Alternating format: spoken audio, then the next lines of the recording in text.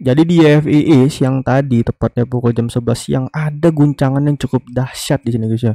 Jadi di Indodax itu ada penurunan sekitaran 65% ya, sedangkan di Binance itu ada minus 72% ya. Nah, makanya dari penurunan yang cukup dalam ini kemudian ada orang-orang yang kemudian mencari peluang untuk bisa menyerok agar mendapatkan potensi pantulan gitu ya. Dan bener aja di sini dari YFII setelah sempat turun dalam kemudian ada pantulan 90% ya. Waduh.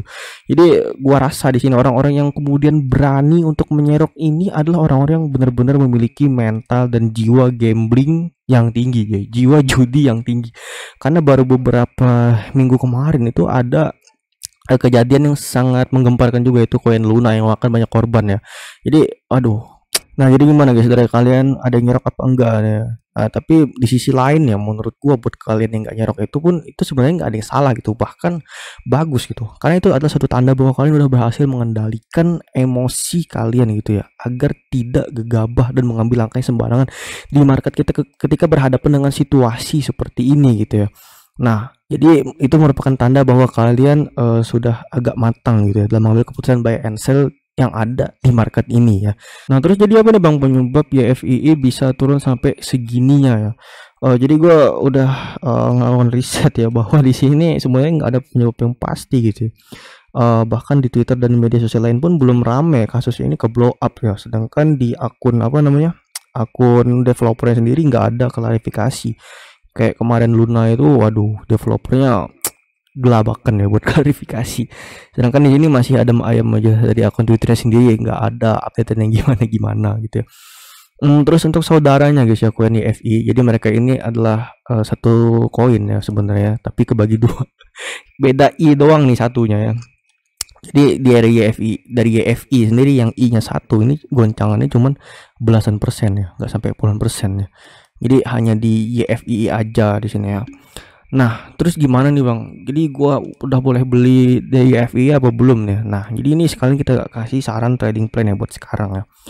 Nah, buat kalian yang masih WNS guys, jadi saran gua di sini ada opportunity gitu sebenarnya buat nge-short di futures ya. Buat spot, waduh, gua belum rekomend deh kalau di spot ya.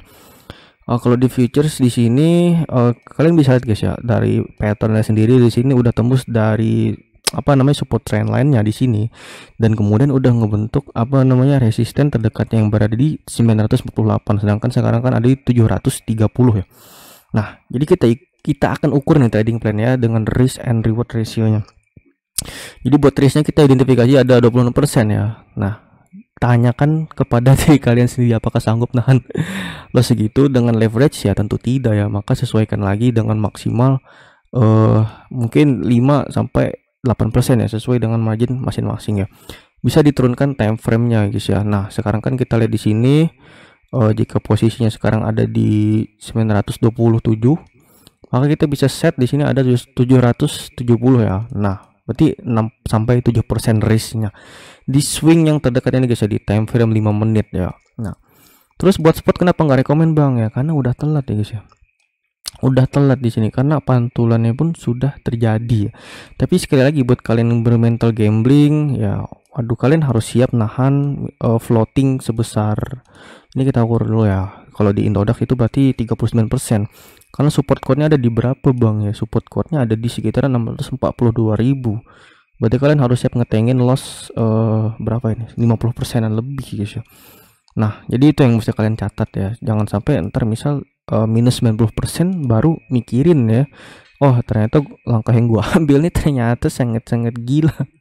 Gak mikir risknya gitu ya. Jadi yang entry siap-siap nih, ada risk 40% bahkan ya. Jadi harus siap buat ngetengin segitu. Kalau gua sih enggak ya, nggak bisa, gua nggak sanggup kalau nahan loss segitu. Maksimal ya 10 sampai 15%, that's enough is enough ya. Itu batas maksimal dari gue sendiri buat apa namanya, gak menciptakan banyak kesalahan yang beruntun di market gitu guys ya, agar bisa lebih mengendalikan emosi dan menciptakan pikiran jernih gitu dalam keputusan bertrading kita. Itu update kita buat YFIE. Lanjut di sini BTC aja ya. BTC 4 jam masih sama ya, terlihat sangat membosankan di sini chartnya, sideways naik turun dengan pola yang sama setiap harinya sejak tanggal 14 Mei. Ya sudah 2 minggu hampir kita berjalan dengan pola yang seperti ini terus menerus ya. Tapi sekali lagi gua tekankan kepada kalian di sini, indikator utamanya ada dua resisten dan support, yaitu di support 28.000 dan resisten 31.000 ya. Akan lebih bijak kalau mengambil keputusan buy and sell ketika udah melewati dua garis tersebut. Ya sekarang kita lihat belum ada reaksi apa-apa karena belum tembus dari kedua support analysis tersebut ya. Jadi ya gue lebih prefer WNS aja buat sekarang di spot market maupun di futures. Ya kalau masih mengawang-awang seperti ini lebih baik belum jangan ambil keputusan yang gegabah ya guys. Kan lebih bijak kalau WNS terlebih dahulu ya. Nah, jadi itu ya buat update kita hari ini. Jadi kita akan ketemu lagi besok. See you next video guys ya. Bye bye.